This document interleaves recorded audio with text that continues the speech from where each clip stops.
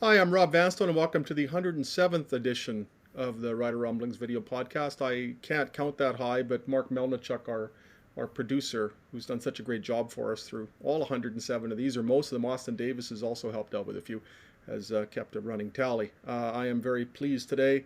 We are very pleased today, we being Murray McCormick and yours truly, to be joined by Rolco Radio's Jamie Nye of Green Zone fame, CKOM, CJME, on every day from 2 to 6 p.m. Jamie, thank you so much for taking the time today. Yeah, no problem, guys. There are myriad topics to discuss. This being the winter, and it's always football season in Saskatchewan. I don't think it's ever not timely to discuss the Rough Riders. And one of the many reasons I thought about conscripting you for this podcast was, you've always kept a perpetual depth chart for this football team, and which I have actually saved on my screen. Anytime I'm wondering, okay, who's the candidate to play boundary cornerback, I've always got your depth chart on my screen. So I'm just interested in your perceptions of this football team. I realize it's a wide-ranging question, but Murray and I have both weighed in on this on podcasts before. What's your degree of comfortability, or perhaps lack thereof, with the Rough Riders as they're currently constituted? Well, it's a bunch of different aspects of it, and of course, with the success of a football team, you look at the quarterback and where Cody Fajardo is, and I think we've discussed it in pre-show meetings about where this team is, and you go, okay, how important is it for Jeremy O'Day, Craig Dickinson, and Cody Fajardo's to have an important season? Rob, you wrote about it on, is it win or else type attitude. And I think more so than anybody in the organization, that's where we are with Cody Fajardo. I think he has to prove this season that he's worth another extension and worth to be the franchise guy. And I think a lot of people will be watching closely. Was 2019 his one-hit wonder season and he can't get it back again? Or was 2021 the anomaly? And after, a year and a half out of football and getting back into the groove, he's going to show better in 2022. So I start there, and then you go around the offensive line. Have they improved enough? That's another one. They're going to have to prove it that they've improved with Taron Vaughn just being healthy, or Natai Rogers coming over from Ottawa. Is he an improvement on the right tackle spot, and can that interior help and improve just with another season together? I would say yes. I'm a yes. I think they will improve with some of those things on the offensive line.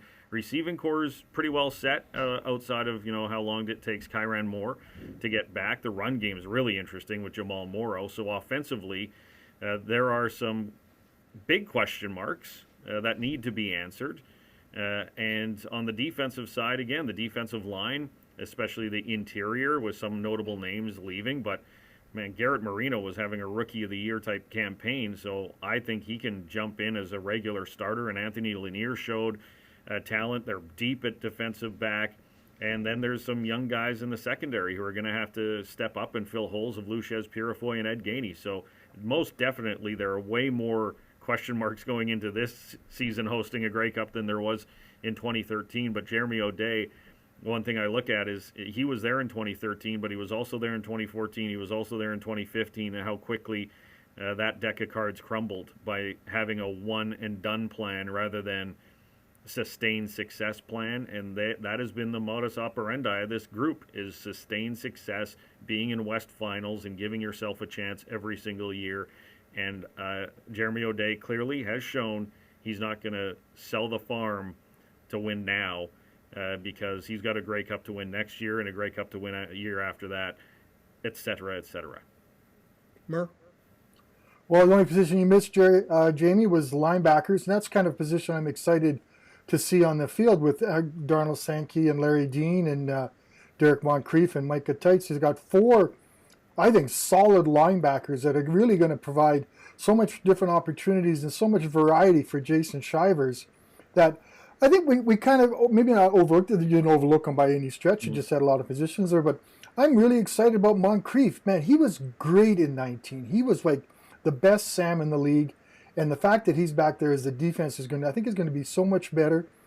I'm with you on the interior of the defensive line, but I'm with you on Garrett Marino. I was laying in bed this morning trying to think about what Rob was going to get us to talk about, and Marino kept coming to my mind about how he played, and he got that knee injury. So maybe I think they're going to be better off than we thought they're going to be interior wise. But I'm saying it's all hooking on the offensive line. If the offensive line doesn't play better, do the Riders improve? Well, maybe not. But if the offensive line can play better with Natty Rogers and Taron Vaughn, and the guards and the center are all good, then I think if the offensive line has to be better for the Riders to improve, to make the next step to the Grey Cup. Because you and we all know the Winnipeg Blue Bombers haven't lost a step. They've lost a couple of guys, but it looks like they've gotten stronger. And that's the team everybody's chasing in the league right now. And I think that's you have to measure yourself against what you've done to improve yourself against the Blue Bombers right now. And the Riders have done about everything they can, but I think the Blue Bombers have done a whole lot more right now. Well, that's the battle of can you beat the best, and the best is the Winnipeg Blue Bombers. And is that offensive line going to be able to get it done against Willie Jefferson and Jackson Jeffcoat, et cetera, et cetera? Of course, they lost Stove Richardson to BC, who I think is maybe one of the most underrated signings in the CFL, is Richardson going to the BC Lions. But I still look at that Bomber front seven as, that's going to be a tough team to beat, and they need to be better. But Logan Ferland's going to be better this year. He was a raw rookie out of junior, and look at the growth Dan Clark showed from year to year after being a starter. So, and then Matlin Riley he was unfortunate with the injuries and things like that, but he's a first-round pick, so they're high on Matlin Riley as well. So I think there's some improvement there, and maybe a little bit more competitive training camp, especially at the tackle spots, because they were getting injured and guys were quitting, and it was just a tough place to be in. So I believe they will improve. Will they improve enough to be able to beat the Winnipeg Blue Bombers? Well, there's a few games this season where that's going to play out on the field, of course. It's got to be a better. Oh, sorry, Rob. It's got to be a better start to training camp. Okay, sorry. You mentioned earlier 2013, and it was sort of a one and done, or put all the chips in one, move all the chips in one direction. But in 2014, they were 8-2, and then their starting quarterback gets hurt, and everything falls apart.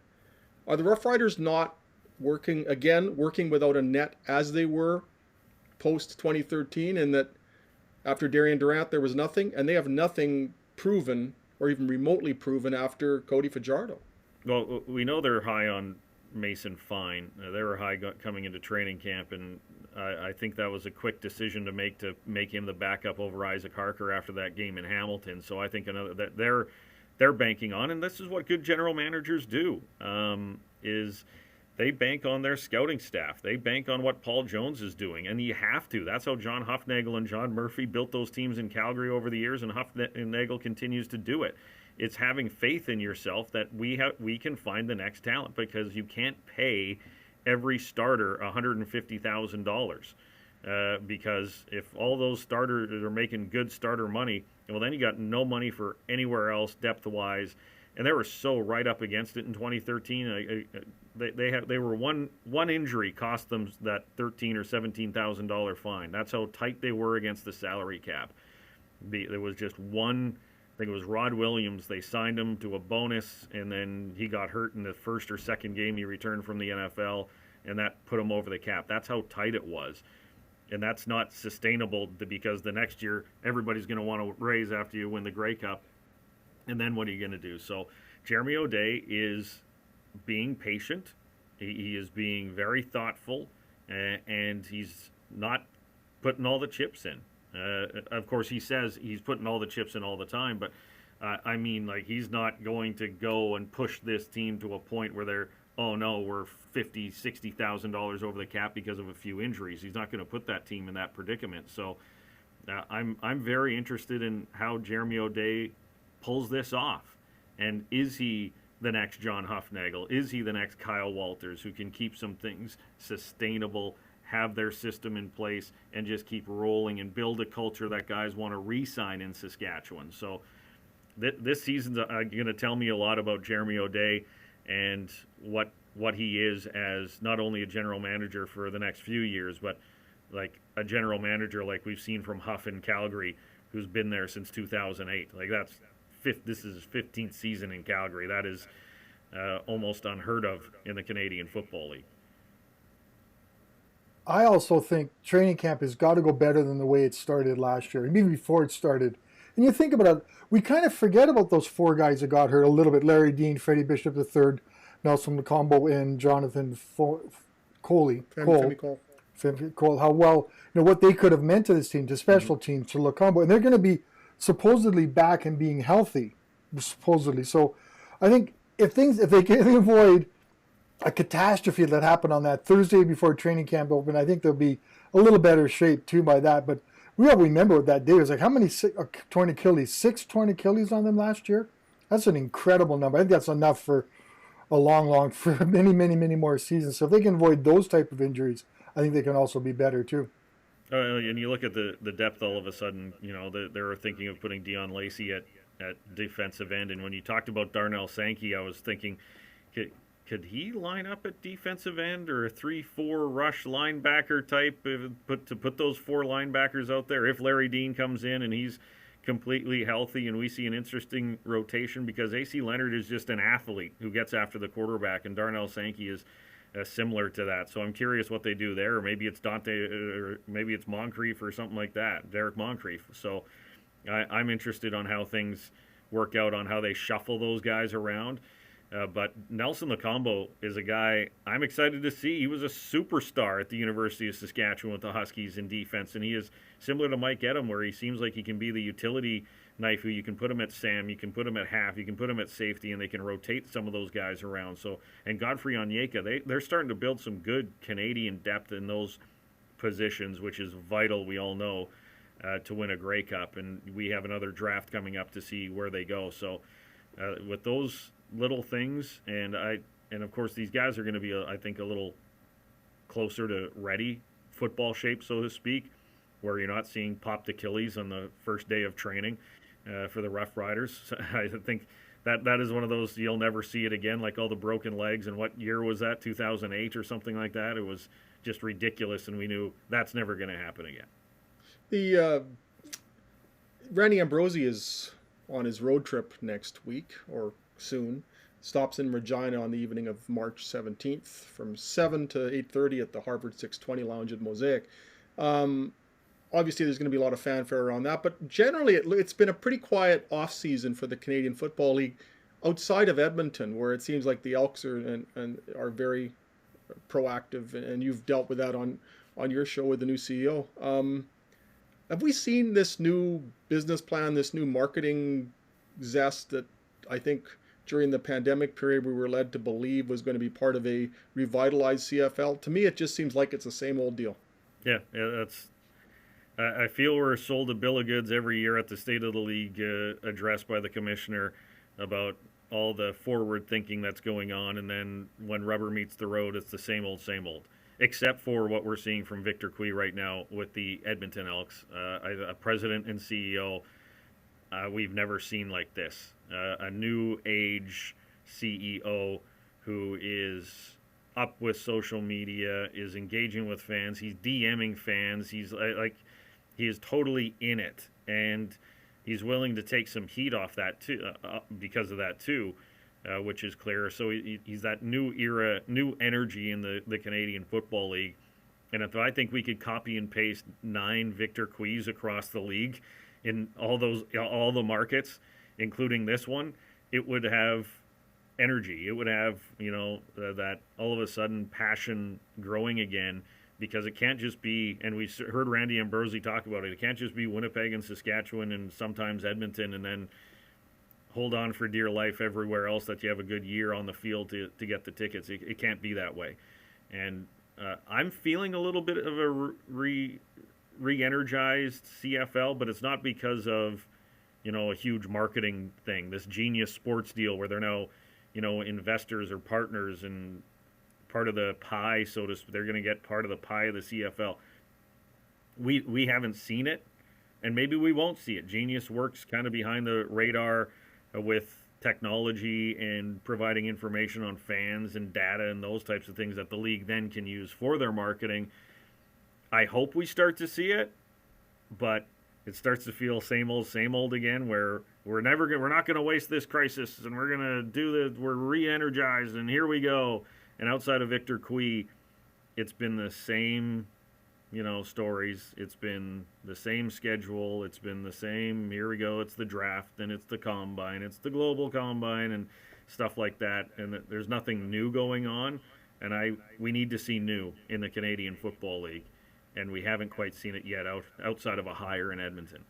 You're not excited about the combine starting this week? Chance for all these young. No, that doesn't really generate a whole lot of excitement. I look at the names; it's just names. But I remember not too recent we had CFL week about this time, which was a blast, which was really, in fact, they only got to put it in 2 cities that they knew would be successful in too, which was really important. But they haven't really had that opportunity. We also forget, maybe there's still a pandemic going on, guys. What do you want the CFL to do in a pandemic to maybe draw people? Like, everyone keeps saying they're not doing this, they're not doing that. What should they be doing, guys? Give me an example. Have you seen any marketing? Well, there's Where's the evidence of marketing?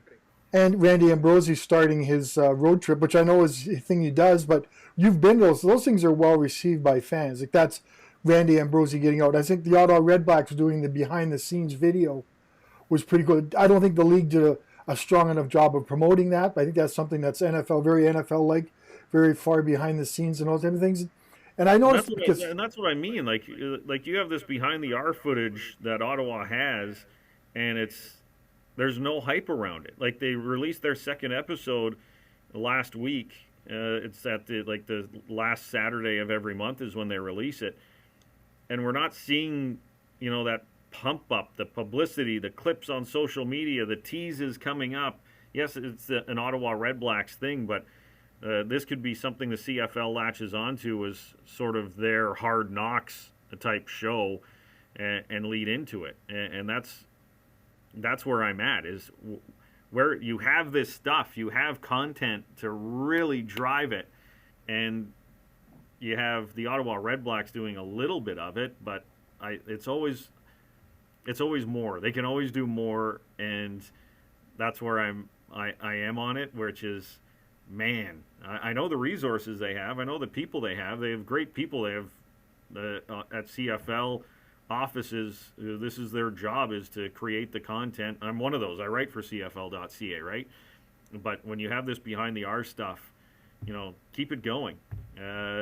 Create the momentum. Have some things leading into that Saturday. Pump the you-know-what out of it on Saturday when it launches to get people watching, because I was intrigued by it. It's cool to go behind the scenes and see how it works, and it was only 13 minutes long. It's a coffee break to watch this thing, and I think that's where the content is now. You can't have 2-hour-long documentaries.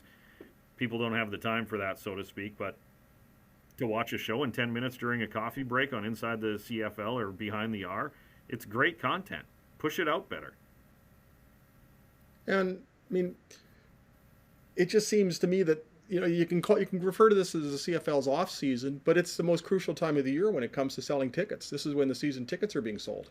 This is when they're basically trying to get their revenue streams going so that they're reliable during the season and they're not dependent on walk up, which then factors in weather, etc., and all sorts of variables that can be detrimental to ticket sales. I just, just from the top down, I just think they should have their foot, the gas pedal slammed down, 12 months a year, 7 days a week, and I just don't see that. And if the pandemic and then the horrible product that they put on the field last season and the concomitant reduction in attendance don't wake them up and attune them to the imperatives of really selling this product, what will?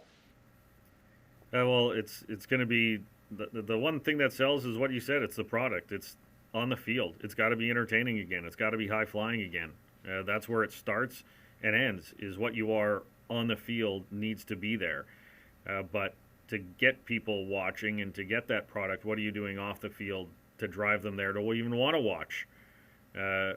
And stick around. Like, the NFL never goes away. Their calendar, it rolls through the year, and it's, the Super Bowl's over, and it rolls like a month later. They're doing the combine, and now it's the free agent or the franchise tag deadline, and then the new year starts in a couple of. So then we go into free agency right away, and then the draft. Like, it just rolls and rolls and rolls. Where the CFL goes, it went Grey Cup, and then you waited for that week before free agency, which was good. It was great stuff.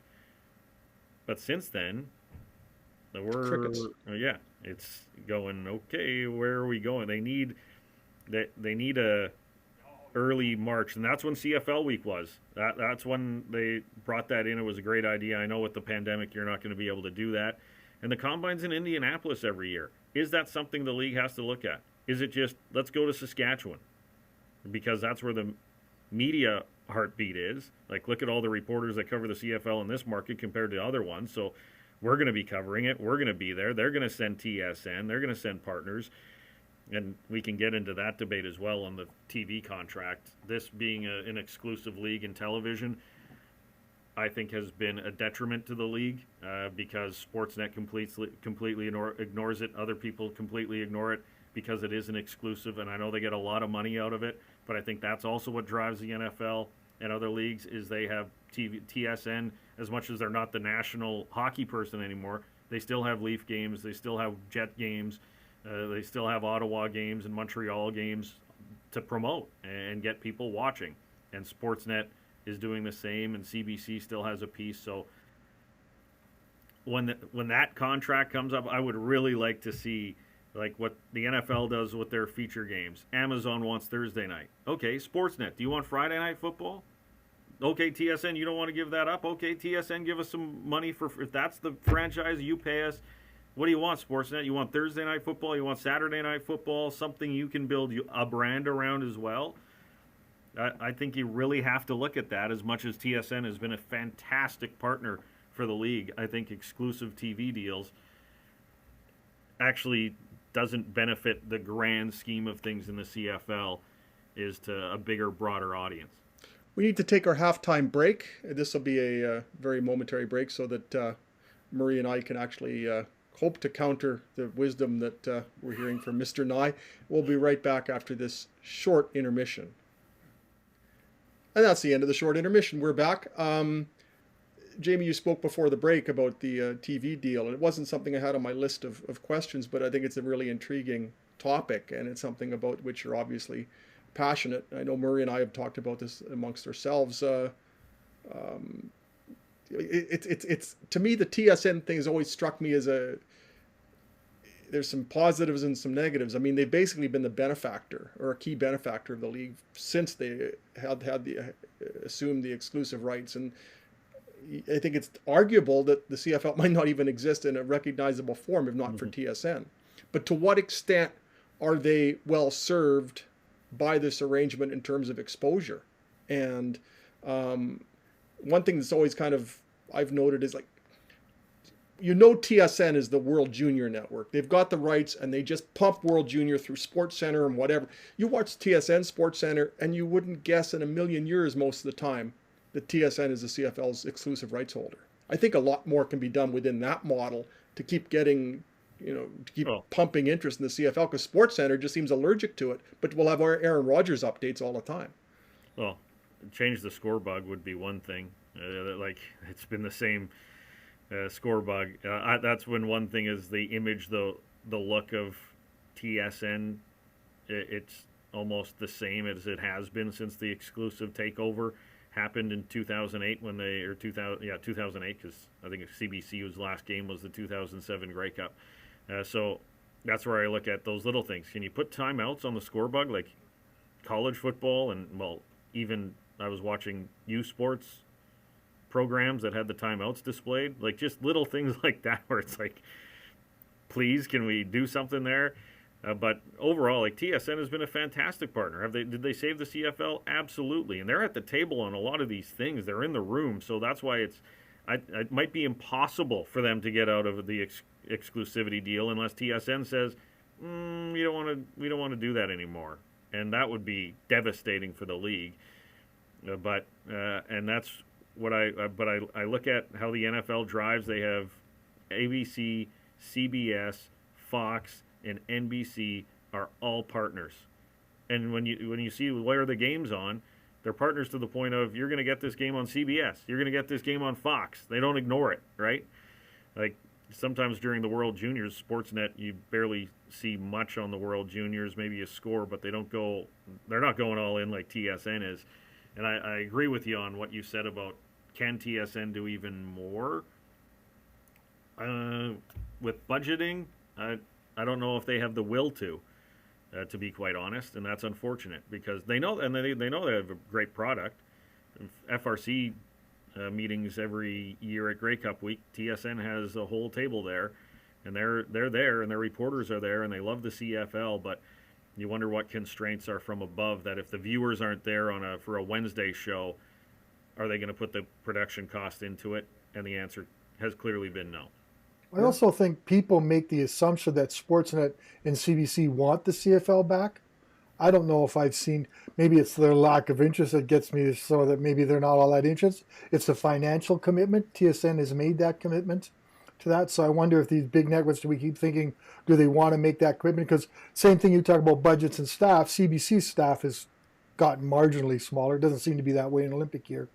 So I wonder if they're really interested in that. Maybe it's just fans and media who are proposing this, and the guys who decide what the coverage is going on. They're saying, the CFL is kind of a regional network in a sense that TSN does it, but I don't see putting CFL games on Sportsnet and CBC being the solving all the CFL's woes. I think TSN has become destination viewing on a Friday night. They're not giving up Friday night football for anything.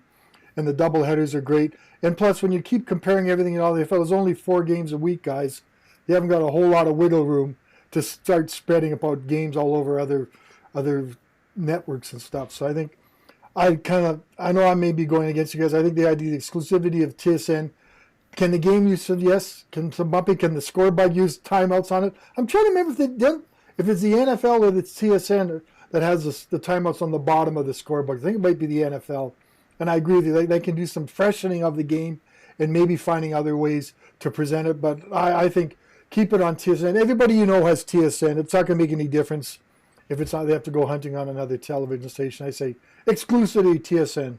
So there's my rant for the day, Rob. You're next.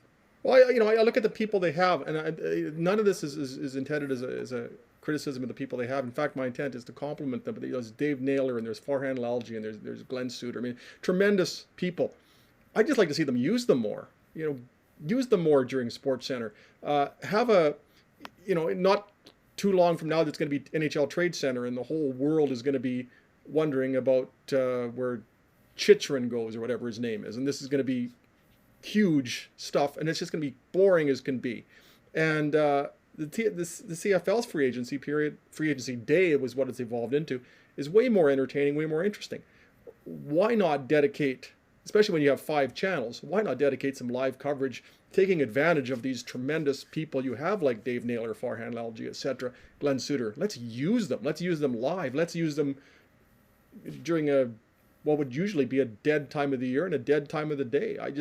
If you're the league's rights holder, I think that's that's an easy one for you. I'd love to see them just be more invested and showcase the people that they have to a greater extent. And that's what I said earlier, which is if the will's there, but they don't think the viewers are going to be, the will drops on doing that stuff. And we've seen them try to do some streaming things, and they've decided, okay, free agent day in the CFL and a random Tuesday in February ain't lighting people up to go to a channel on TSN to watch a show. But is it a rap show at 5 o'clock at night? The 5 to 6, an hour long. He went there.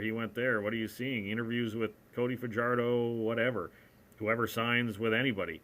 You are the exclusive rights holder. It's not like anybody says no to TSN when they have interview requests for those types of things. So I absolutely see it. And to Murray's point on, is anybody else interested? That is a 100% fair point. Is Sportsnet actually interested in coughing up money for this? Maybe not, because they look at it and go, we have baseball in the summer and we have hockey in the fall. So where are we going to put a game if we're not getting Friday nights? We're not putting the Saturday games on up against Hockey Night in Canada for us. And, in baseball season, we're not going up against the Jays on a Saturday afternoon. So that leaves them out of the equation potentially? Absolutely. Last week, we heard that there was a theme for the 2022 Grey Cup.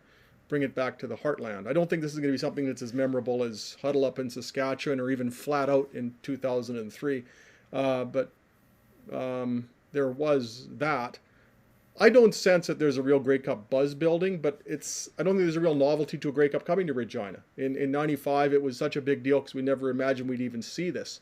And now there have been 2 subsequent Grey Cups in Regina, and one of them the Rough Riders have won. So I think we've pretty much seen everything you're going to see from a Grey Cup, except for the fact that it's in the new stadium here.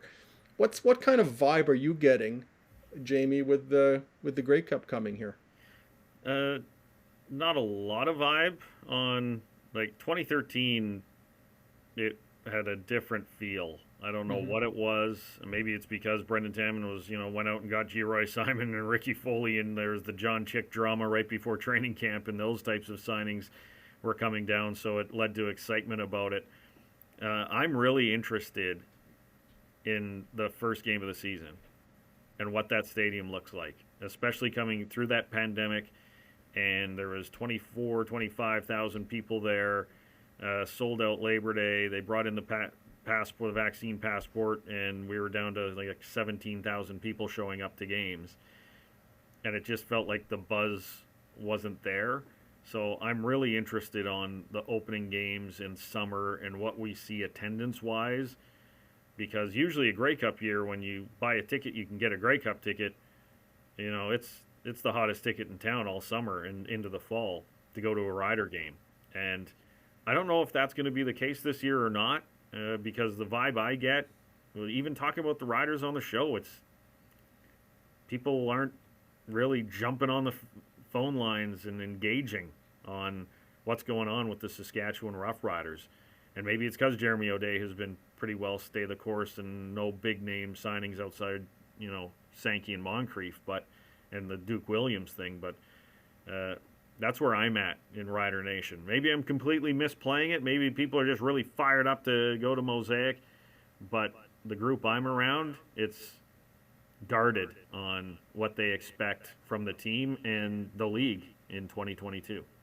I think sports fans are slow to come back to anything right now. And I know you're seeing the attendance numbers in the NHL. The games I watch, the highlights I watch, I see there's lots of empty seats. Calgary has lots of empty seats. Edmonton, these teams that are pretty good, even except for Toronto, is always filled in Toronto. So I think sports fans are still getting used to the idea of coming back. Even you look at this, we're slowly getting concerts back in our lives. Like Chris Stapleton's coming.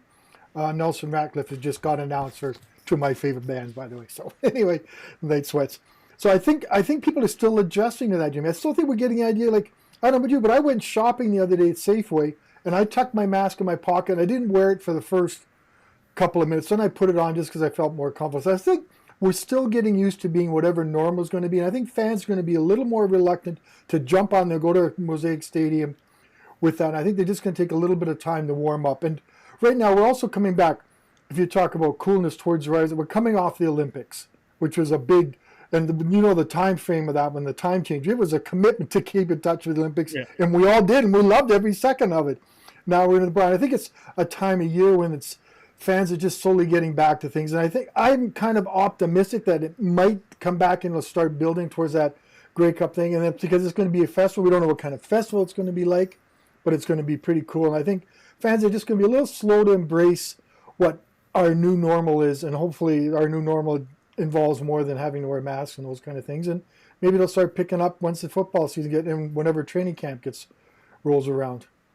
Well, and it's weird because that's this market where I'm feeling a little bit, and maybe it's the same old. It's just Rider fans are going to show up, but I do feel an energy around the CFL as a whole, and maybe that's the Edmonton Elks and the new branding and selling more season tickets than ever before. But even in Ottawa and Hamilton, now what's going to happen in Vancouver, Toronto, and Montreal are going to be very interesting coming out of this, but. I feel there's a little bit of an uptick broadly, CFL, on where we're going and what this league's going to do. And I do believe the product on the field is going to be better. Because if it's not, well, then we're in big trouble. But I really do believe that the product on the field is going to improve in 2022, and it's going to be maybe not all the way back to where it was, 5, 6, 7 years ago when there was a lot of 35, 33 games or anything like that. But I think it'll be a lot better than, 20 to 17 every week in the Canadian Football League. What gives you that feeling, Jamie? I just look around the team and the teams going in, and I think Jeremiah Masoli is going to make Ottawa better at quarterback. I think Dane Evans is still a great quarterback. I think Toronto's still going to be a good team. Montreal with Vernon Adams Jr. and who knows, Trevor Harris. They have a good offense gelling here in Saskatchewan. It's going to be interesting what Winnipeg without, Andrew Harris, who's gone to Toronto. Bo Levi Mitchell and the Calgary Stampeders with Reggie Begelton and Kamar Jordan and those guys and back together again. BC's a big question mark on what they have a good receiving core, and Edmonton's another one. Those are the two teams where I'm like, I have no idea what to expect from the BC Lions and the Edmonton Elks at all. But overall, I just feel like it's going to be a very competitive Canadian Football League and a very competitive East Division in that Canadian Football League. And Calgary, Saskatchewan, and Winnipeg, and maybe some wild cards with Edmonton and BC fighting it out in the West again. That's what fires me up about the season. I think it's going to be competitive, and I don't see a couple of dogs like Ottawa and Edmonton and BC were last year. I just don't see that happening again. Hey, no disparaging dogs here. No, sorry. There she is. Isn't she adorable? Say hi, Candy. There had to be one. Yeah. Candy shot during the podcast. She's so is cute. it really Rider Rumblings without Candy? Yeah. She's so cute. Mur, you're so cute too, Mur. I kind of have to say that I really like the Edmonton Elks new logo. I know it's not new, the old logo. I kind of like the way it looks. I know that's kind of, Edmonton seems to be doing everything, but what do you think of that logo? I like the Elks logo too. I thought it had potential they could have hang on to, but I like the double E. I think that's you're an old Edmonton guy, Jamie. You worked there for a while. What do you think of that new logo? Well, that's where Victor Quiz won. Is he went out to the fans and what do you want? And I never understood why they went away from the double E.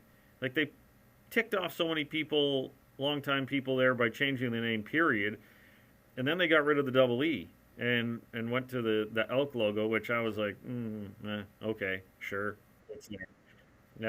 And it's still part of their marketing, of course, that elk logo. But on the helmet, it's the double E. And it's maybe the most recognizable logo when you talk about CFL heritage brand logos. Like that double E means the evil empire. It means, the Edmonton football team and domination and all those Grey Cups and Warren Moon and everything else. And that's important. That would be like the Toronto Maple Leafs going, we're going to get rid of the Leaf. Like, what? No, we're not playing. We're just going to put Toronto on the front of our jersey and not play with the Leaf anymore. Like, no, it's such an iconic brand. It would be like Saskatchewan getting rid of the S. You just don't do it. And so that's what Victor Cui, I think, heard from the fans. And I'm glad to see the double E back on the helmet.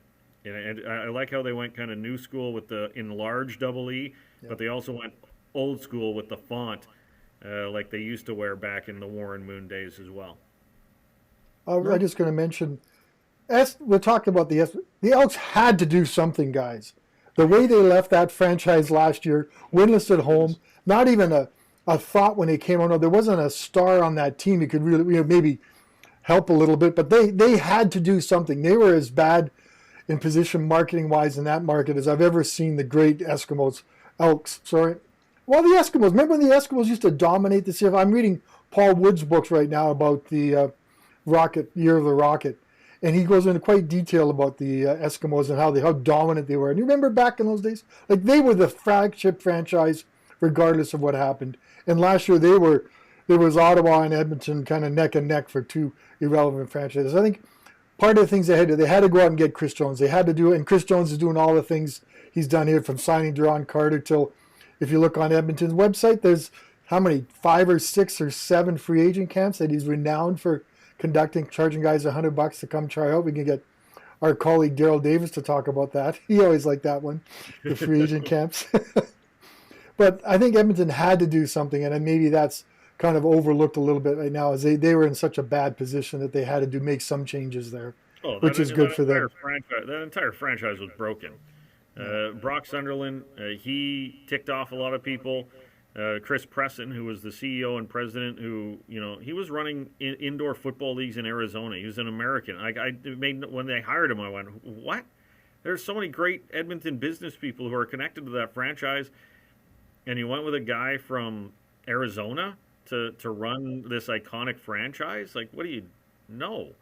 With the Saskatchewan Roughriders, how would Rider fans feel if it's like, oh, our new CEO and president is some dude who ran an indoor football league in Florida, and he's going to come and talk to us about tradition? Like, no, that's not how organizations work. So, especially in the Canadian Football League, especially with a community-owned team in Edmonton, they blew it up, and Victor Cui's a great start, and I'm so interested in what Chris Jones is going to do. Like, we lived it for 3 years, and it was fun every day. There was something going on every day, and I can't wait to see what happens with the Edmonton Elks under the direction of Chris Jones. Well, he's already said some things about Cody Fajardo that are certain to be revisited early in the season when the Riders play the Elks. How much of do you think that will do just to fuel that rivalry again and create interest? As much as there seems to be an effort to downplay it, that's basic marketing.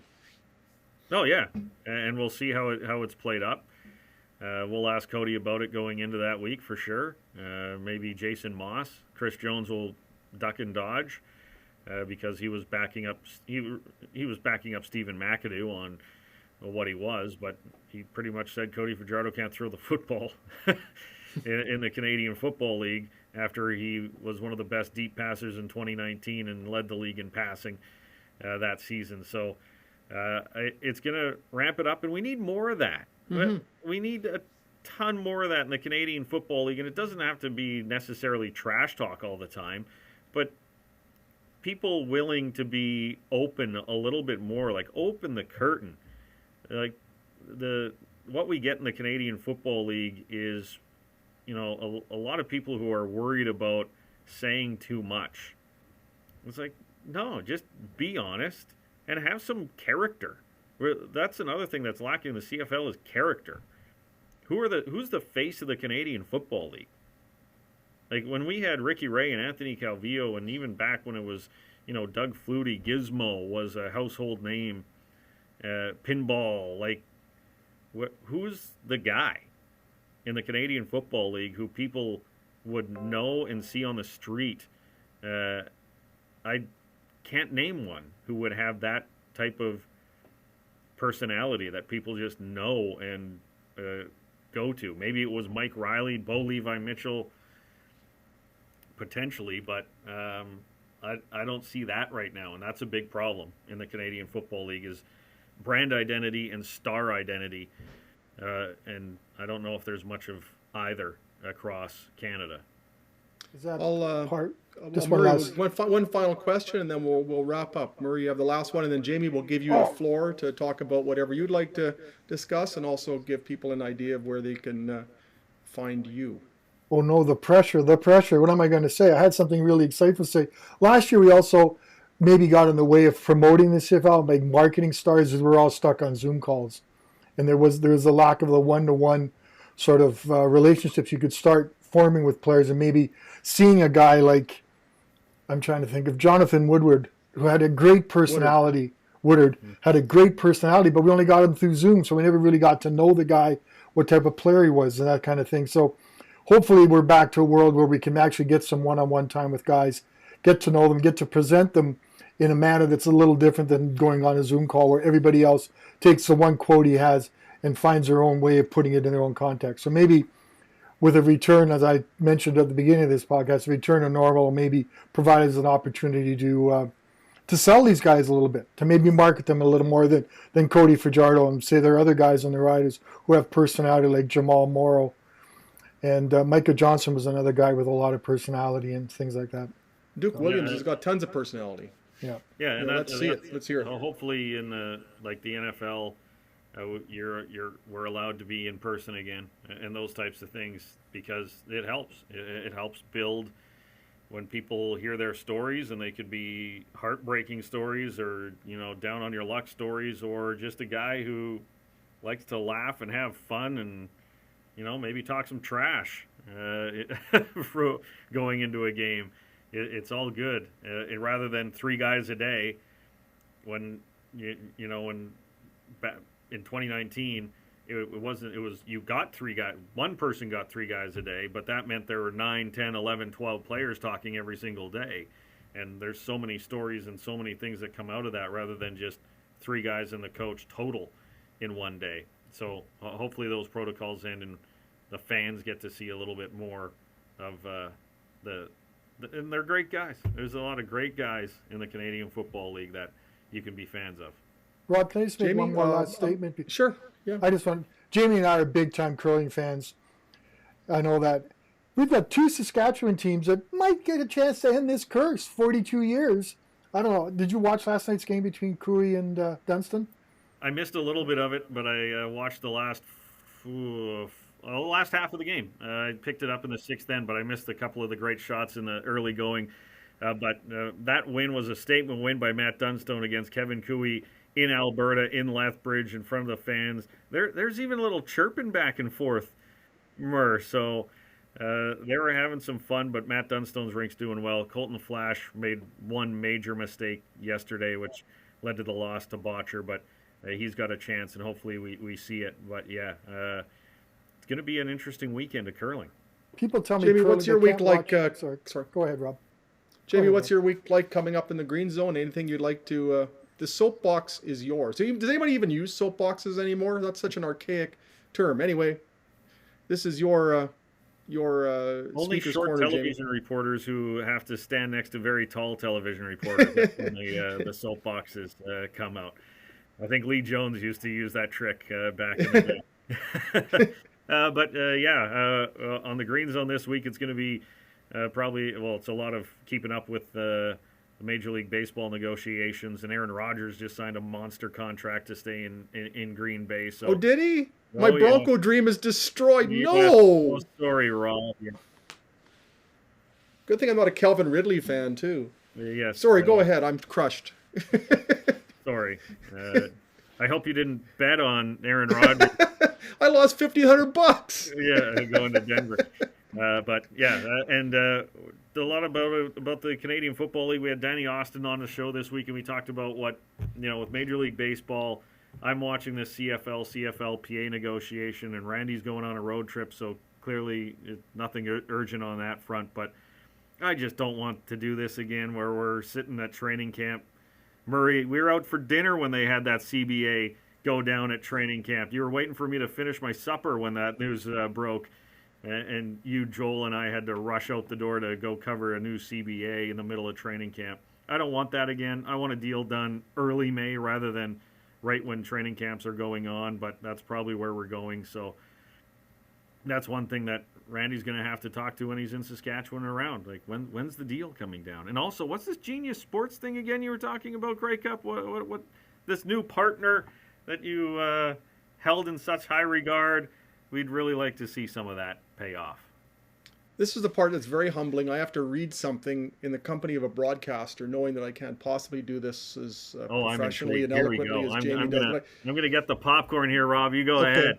There'll be no you-knows, there'll be no ums, and I'm going to nail this. I feel the pressure, though, so this could be tough. But I have to read this.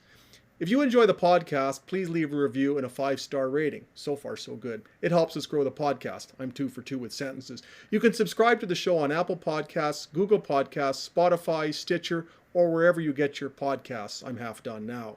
If you'd like to send us a question, you can email Rob at rvanstone@postmedia.com, and we'll read it on the show. You can follow me, Rob, on Twitter at Rob Vanstone, or Murray at MurrayLP. Jamie, I nailed it. Where can we find you on Twitter? At Jamie Nye is where you can find me, or, of course, the show website for the Green Zone is Green Zone SK. Perfect. Mur, thank you so much. Jamie, we really appreciate you taking 49 minutes and 38 seconds out of your busy day to join us. We've all put Candy to sleep. So hopefully the audience is more resilient. For Jamie, for Murray, I'm Rob. Pardon me? I said it's a podcast for the dogs. It's a pawcast. Isn't she cute? For Candy, I'm Rob, Murray, Jamie. Thank you so much, and we'll do this again soon as events dictate. Take care.